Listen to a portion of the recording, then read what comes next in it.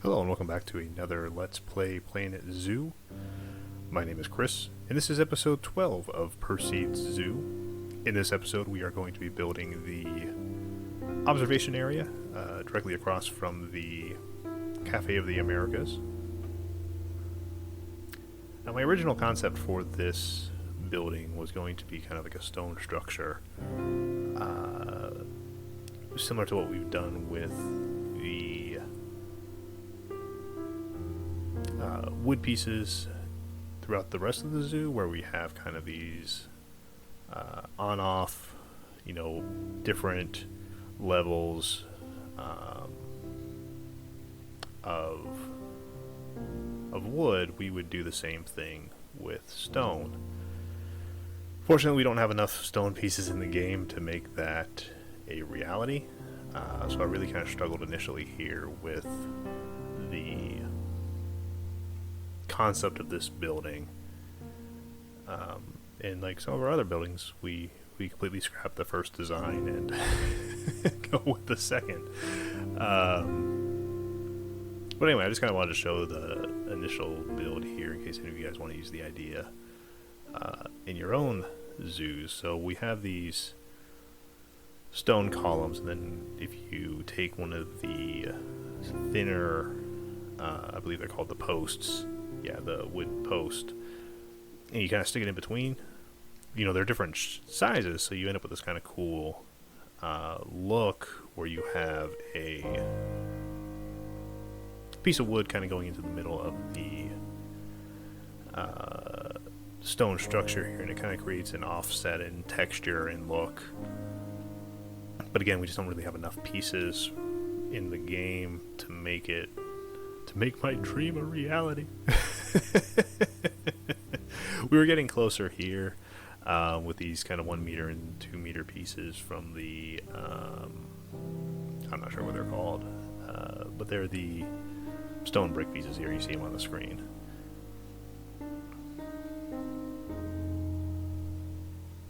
I think I do go all the way around, or at least partly all the way around with this design. But once I put it all the way out, it looked too heavy compared to kind of the rest of the buildings in this area. Like, it felt too imposing. So maybe we'll use this design somewhere else.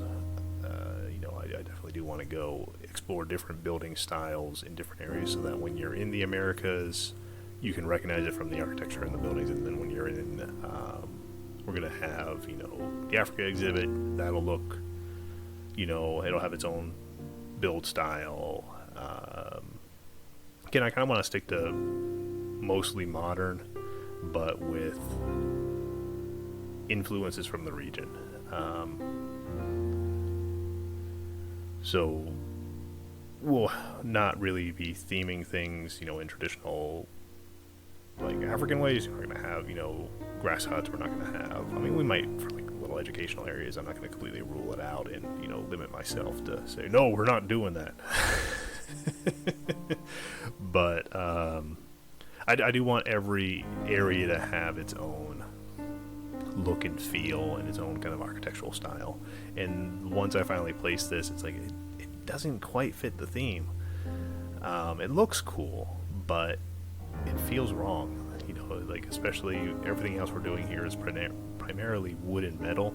To switch it up to wood and stone like this, whereas I like that design. That design looks really cool. It doesn't feel like it belongs. So yeah, I'll leave it here for now, because again, like I said, I really like the design. But I think once I stepped back and looked at it for a little while, it's like, it just doesn't quite work. It doesn't quite flow. So we'll probably use this design somewhere else. I'm thinking maybe Asia would have more stone structures. Basically, the regions of the zoo I want. Yep, there it is. It's gone. But basically, the regions of the zoo I want are. So we've got the Americas here, which is obviously including North and South America. We're going to have Australia and the Pacific, We probably won't get to that until they start releasing like an Australia pack, because there really aren't any animals from Australia right now. Probably the next main area we're going to work on, and of course this is a ways away. I mean, we only have 2 exhibits here, but just kind of give you a sneak peek of the master plan here. And it's all subject to change. I mean, they might come out with some DLC and I want to do something completely different. But anyway, like I was saying, so we're going to have the Americas here, North and South America. We're going to have Australia and the Pacific. That might include Antarctica if we ever get like penguins. I might throw that in there, because again, there's not a whole lot of animals in Antarctica, so I think the Pacific would kind of fit with Antarctica. So yeah, Australia and the Pacific and Antarctica, Asia, and then Africa, and then Europe. So, which I don't think we really have a whole lot of animals from Europe right now either. But we'll see if they ever come out with what sort of packs they start doing with animals. So we'll kind of see what they do. But anyway, so yeah, so there'll be those regions kind of spread out along the wings of the zoo, and I go into a little bit more detail on this in episode 15. But when I actually start drawing things down on the map, but then coming out of the Welcome Center, you'd have more kind of guest facilities. So everything's going to be kind of going around in a big circle, with all the animal exhibits, and then in the middle will be the centralized area. And again, I'll go more into detail on that episode. Instead, let's look at what we're doing here and stay focused, Chris. Come on. I know you're excited about your stuff, but we're building here. We have a whole episode dedicated to that. So yeah, we're going back to kind of what we were doing before. We're going to have metal and wood structure. Right now we're laying down the kind of wood backbone here. Or not the wood. This is obviously metal. Gosh, Chris, you get excited and then you lose what you're talking about. Pay attention. We're laying down the metal backbone here of the observation area. Eventually this will be pretty heavily landscaped in front, so you're really not going to see a whole lot of this. Right now it looks pretty overbearing and pretty powerful, but like I said, it's going to be landscaped pretty heavily in the front, so you're really just going to see splashes of metal, and really the ones you see are going to be colored green and black, so they'll blend in more with the foliage we put in there. In the front here, we're going to be building a wooden observation platform, just kind of, again, getting some scale, trying to see what pieces we have to work with that we've already used and kind of fit the theme. Eventually we kind of just build something similar to the observation platform on the Bridge of the Americas with the slatted feature kind of going all the way around, and kind of also draw a little bit of inspiration from the enclosure walls. But yeah, for right now we're just kind of finishing up the back here.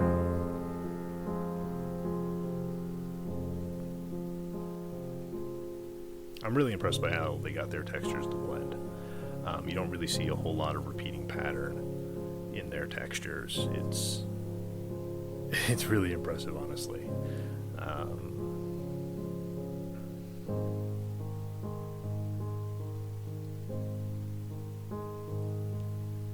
So yeah, so now I think we're going to start work on the front here. Yeah, we're going to have some wood pieces now, so we're going to be starting. I think we first start on the canopy, and just kind of wind it all the way around, and then we attach the front to it.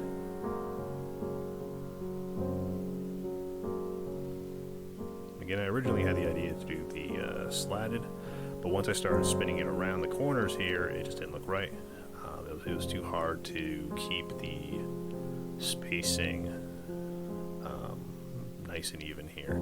If you see me spinning around every other piece here, it's really just kind of break up the texture pattern, so we don't have all the boards looking like they're identical, which you really start noticing when they're all together. Our eyes are really good at picking out patterns, so just by breaking it up a little bit, it kind of tricks our eyes to not see that pattern anymore.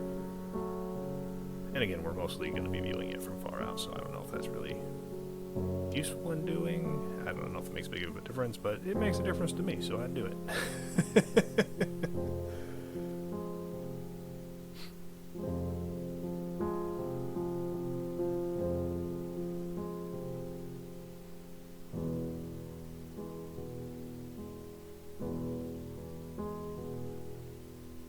And yeah, you can kind of see the inspiration here taken from the Bridge of the Americas, not the Bridge of the Meerkats. I don't know where that word was coming from, but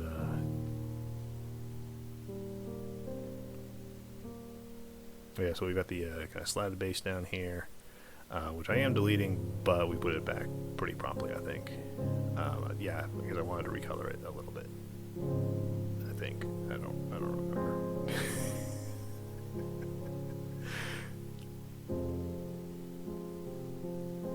Oh yeah, we do make it a lighter color. That's right. Yep. And then I had put the ones that were non-colorable down. That's right. I remember this now.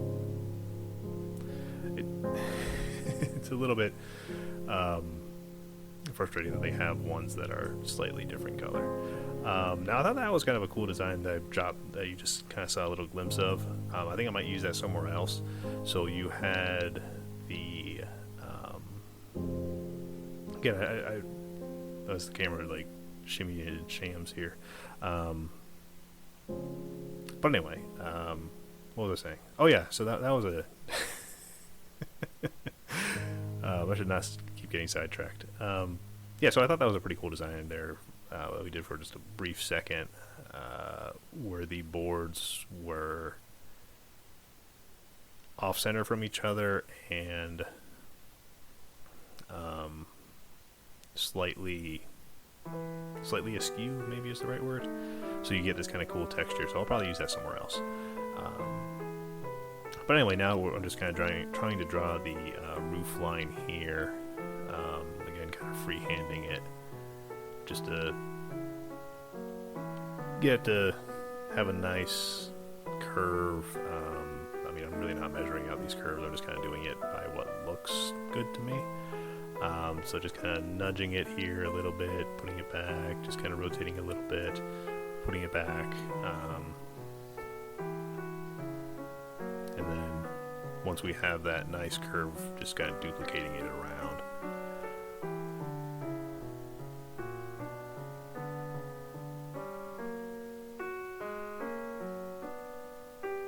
So now the hard part of actually turning this thing.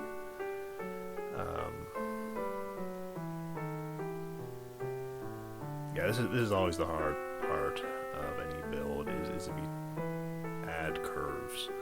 I don't know what possessed me to want to add more curves. They are really, really hard to do. Like some of these master builders out there, you'll see them and it's like, oh yeah, you just drop these pieces and then move it on the axis and there it is, magic, look at that, it's beautiful. I'm like, yeah, that's okay. I'm struggling here with 1 meter and you did it with like 6 meter pieces. I don't even know how that happened. So yeah, this is the hardest part of any structure, is getting these curves right. So you'll see me struggle here for a little while. Eventually we do get it and it looks really cool, but yeah, it's hard. Frontiers, they wanted you to build it on the grid, so everything is 90-degree angles, and if you want to do like a nice gentle sloping curve like this with these 1 meter, 2 meter pieces, it's really tricky. So don't feel bad if you can't make curves. I struggle with them myself, so I think most of the community probably struggles with them. So, but they do look really, really cool once you get them. and they're worth it. But man, they're a pain in the butt.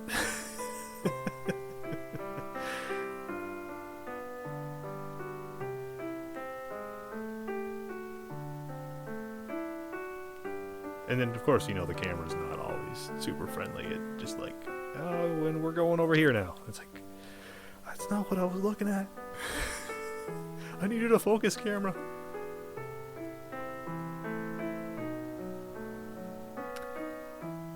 So yeah, and then also trying to find, you know, which angle works the best in getting these curves. Because if you go too shallow, you don't follow your path, or if you go too steep, then you're outside your path. Yeah, they're just really tricky. I'm not gonna lie. But again, like I said, oh man, they look good. Once you get them right, it's a good feeling, you know. You just want to sit there and lean back for a while and be like, oh yeah, that's a good curve. That's nice looking. Oh.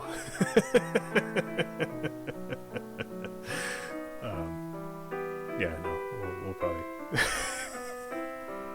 we'll never speak of that again.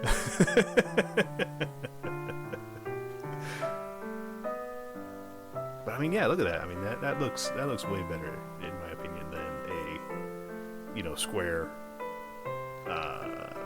like block piece that we would just to make this nice and square. And then yeah, we have to like go mirror it. Which of course never works when you just go mirror it. It's like, this should fit. It's the same pieces on either side. Why doesn't this fit? I don't understand. This should fit. It's not fitting. And then you go weep silently in a corner.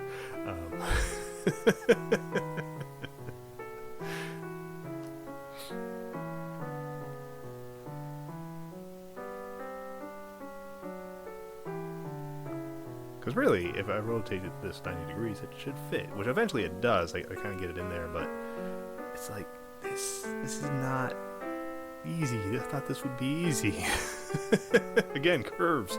Curves are not easy.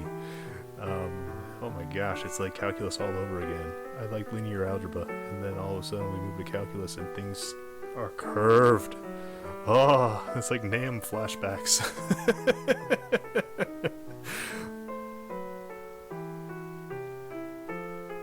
Yeah, so I think I just do it by hand.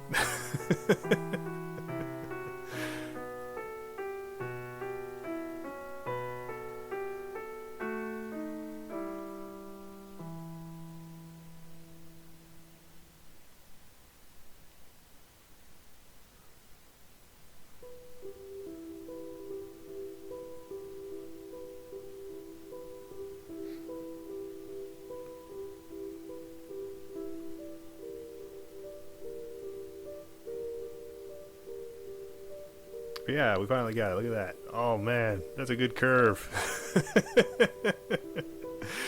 I don't think we're going to be doing curves for a while. Let's go landscape some things. Let's go plant some trees.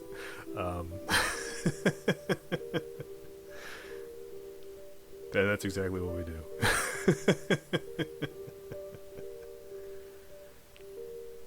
So yeah, anyway, we're gonna drop down some wisteria here.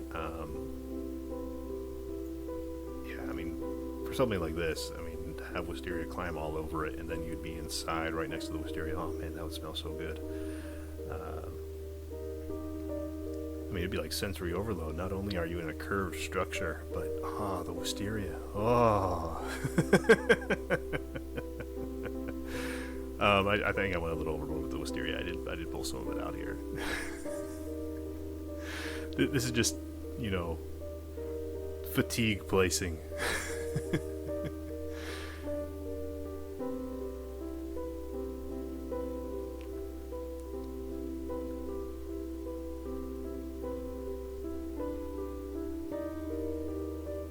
Do you remember those trees we had in Planet Coaster? The ones that were meant to go like along the paths.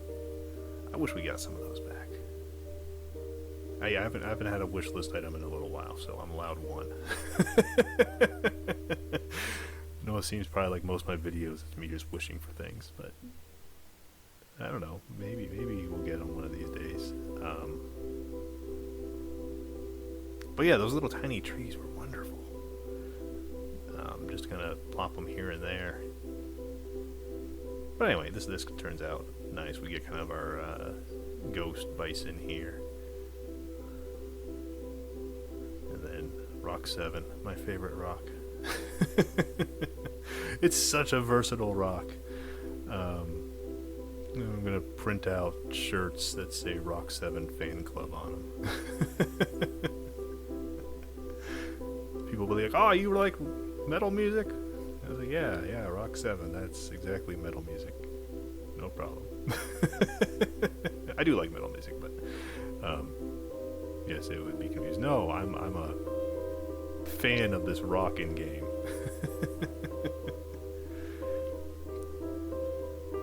I'm really pleased that they gave us like this gradient. It's really cool, so we can do kind of a, you know, they gave us 3 colors so that we can kind of make a gradient on these glowing tree branch lights here. So again, yeah, we have like our spirit bison.